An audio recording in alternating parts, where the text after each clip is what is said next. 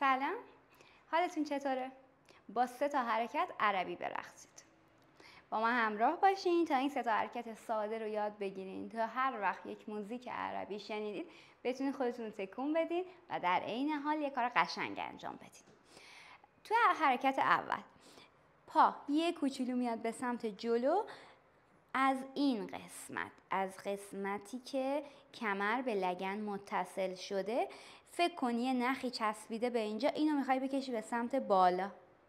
درست شد؟ بالا بالا بالا.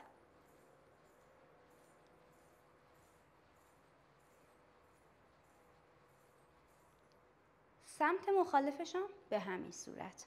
پای چپ یه کوچولو میاد به سمت جلو، روی پنجه پا، تکیه گاه پای صاف منه و آهسته به سمت جلو و بالا.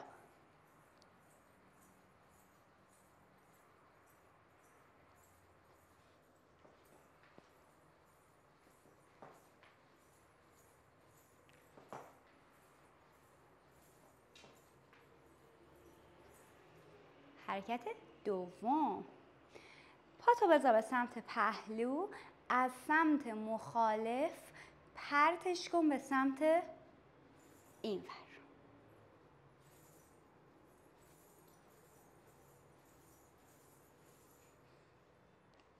پای بعدی،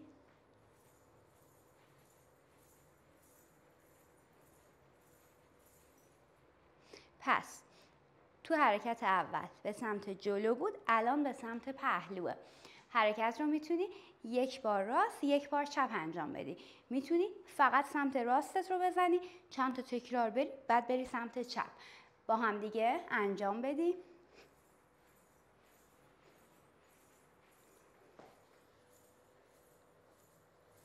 یک،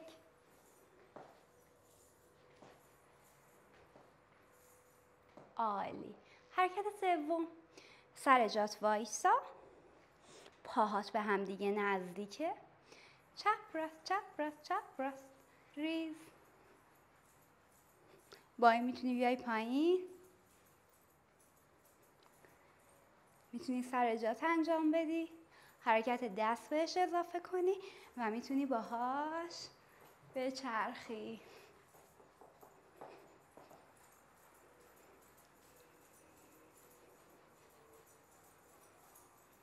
بالا. از اول با هم دیگه تکرار میکنی.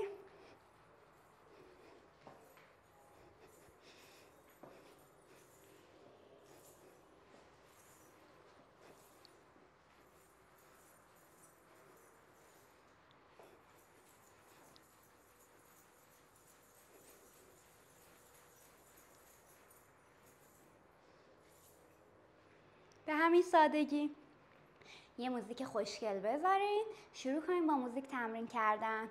مراقب خودتون باشین تا یه ویدیو دیگه. خداحافظ.